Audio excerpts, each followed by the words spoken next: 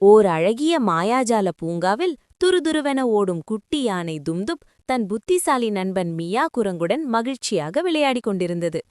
திடீரென்று பூங்காவின் இதயமாய் விளங்கிய பெரிய மரத்தின் ஒளியும் வண்ணங்களும் மங்கத் தொடங்கின. அந்த மரம் ஒரு பண்டைய ரகசியத்தை சொன்னது. பூங்காவின் உயிரை வைத்திருந்த மாயாஜால விதை தொலைந்துவிட்டது.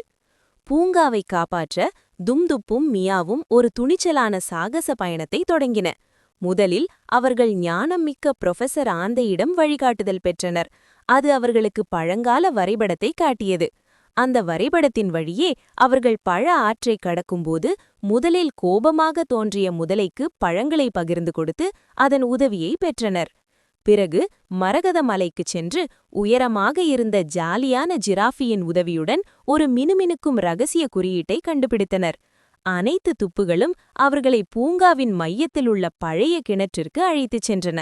அங்கே தும்துப் தனது நீளமான தும்பிக்கையை பயன்படுத்தி ஒளி வீசும் மாயாஜால விதையை மீட்டது. நண்பர்கள் உடனே விதையை பெரிய மரத்தின் அடியில் வைத்தபோது மரம் பிரகாசமாக ஒளிரத் தொடங்கியது. பூங்காவின் வண்ணங்கள் முன்பை விட பிரகாசமாக திரும்பின. தும்துப்பும் மியாவும் அவர்களின் அனைத்து நண்பர்களும் சேர்ந்து மாயாஜால பூங்காவை காப்பாற்றினர்.